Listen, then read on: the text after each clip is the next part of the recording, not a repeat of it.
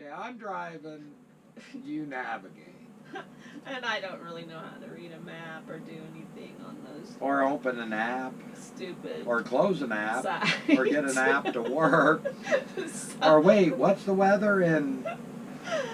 So our main objective... Somebody's cold. Yeah, I want to get to the warm. This is our objective. Get me out of the cold. Yes. Today. So we're trying to go and like bypass the snow warnings. We're in central. Actually, we were east Kansas.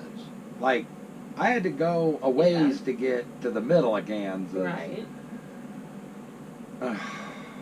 And we weren't even all the way down. We were only about maybe a little over a third of the way down and toward Topeka at a lake, Salina. We were 25 miles, wow, northeast of Salina. So we were definitely in the top quadrant of Kansas. And we were just going to go to Dodge City. I was researching Dodge City, but in the back of my mind, I was like, well, if I feel good, I'll pound on home.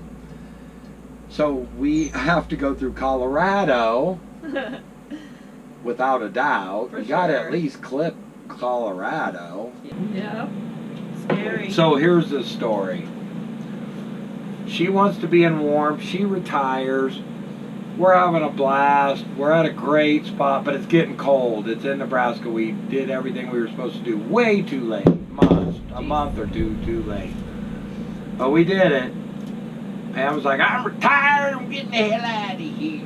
Getting to the warm weather down there in Arizona. It's like, all right. Not quite like that, but... It was exactly like that. She was like...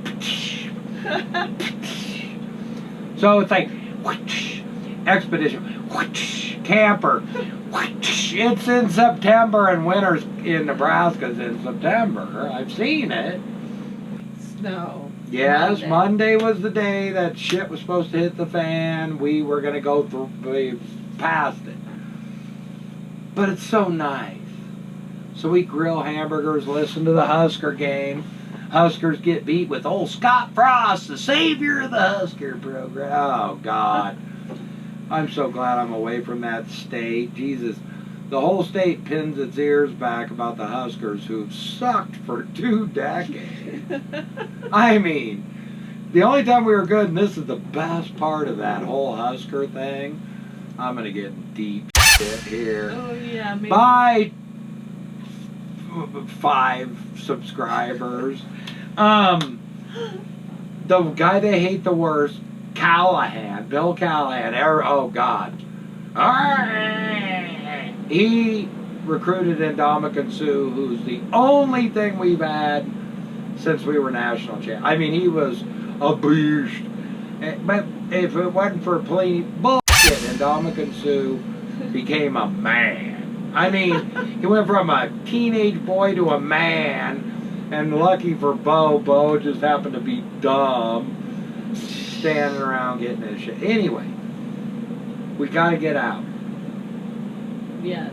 Hot. Pam wants hot. I want sunshine. I'm tired of all this bullshit. So we're cruising down, and we have to stay. Anytime it's hot, trust me, she wants to stay there. Well, you know, gotta relax sometimes. Take a little stress out. So we relaxed our ass so much that comes time, and I'm like, we got to make the move. We got to get away from this stuff here. I don't know why I ever came back to that stuff. It's wonderful. I guess the people are nice, but I don't want to lose another 50,000 subscribers, but have you noticed a change in people's attitudes between here and back where we started this journey? Have you noticed that everybody's like, I like life here? Yeah, a little bit. I mean, everybody's talkative, everybody's nice. Back where we came from, everybody's like, what would you like on your fucking hamburger, you pile of shit? Well, maybe not like that, but maybe the tone, but not necessarily the dialect. It didn't used to be like that. That was one thing that place had going for it, but now it's just a shithole. Or hit Colorado. Once we hit Colorado, At 11 o'clock at night. I don't know what time it was. Yeah, it was like but 10:30, 11. the road started getting like wet, and Mark said he saw some snow flurries. We're like, we'll just keep going, And we're 100 miles from where we're even supposed to worry about snow. We're 100 miles away and I see a snowflake at Right. 78, Right. 80 miles. but we figure we'll just keep going and start getting icy. Well, the problem was we couldn't pull over, turn around, stop anything. Oh. There was no shoulder. The shoulder sloughed off. And once we woke up and drove around, we know why. We went through a crazy, like, mountainous, solid ice, and I couldn't pull off on a road. There was no roads, no shoulders, no towns. It was between, what'd that guy say? Lawanta,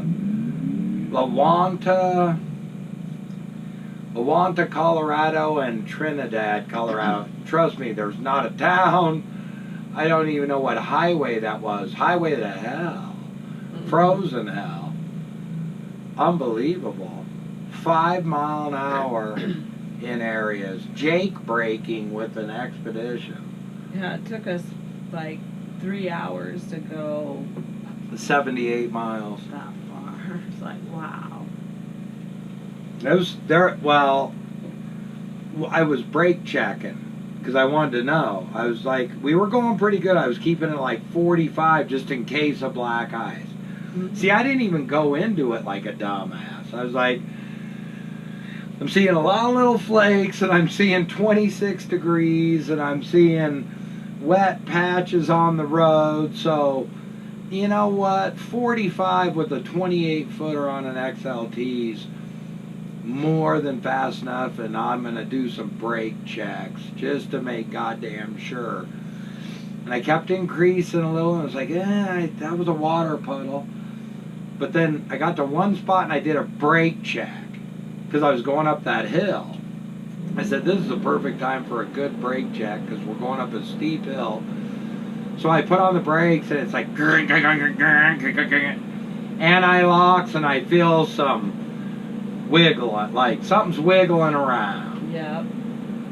So I put on the brakes, and I'm on the brakes, and the next thing I know, I have the sensation that I'm being pulled backwards because I am by a 28-foot frickin' camper that the brakes are on, but the brakes are only covering this much road, and it weighs 7,000 pounds. So it's pulling me down into like off a mountain. Yeah. So I don't know how I did it. I was tired. I had already drove 400 miles with 400 and some miles with a 28-footer. I'm on a road I can't turn around. It's crowned.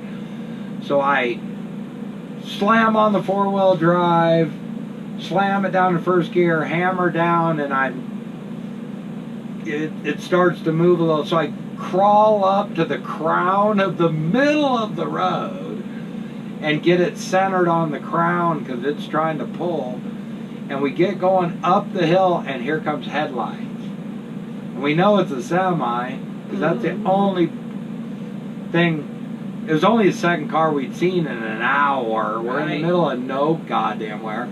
And I slowly get us over, and I'm like, can you see the... Oh my God. Yeah. So, by this time, the shit's real. We can't turn around because there's nowhere to turn. There's no roads, no nothing. Plus, you're on solid ice. You're not going to take a road that... So anyway, we do this for 3 hours, and I'm having to do some weird stuff to get downhill. Uphill was fine. I got used to it. I kept her down the center. We had to keep moving. I couldn't stop. We were on solid ice. We went for another hour. Hours to me, though, seemed like minutes because I was under such high stress. Yeah. I mean, it really was over fairly fast for a 3-hour run. We were so freaked out through so much of it that. Yeah. It was pretty scary. Half the time I just closed my eyes and just hoped that. Well,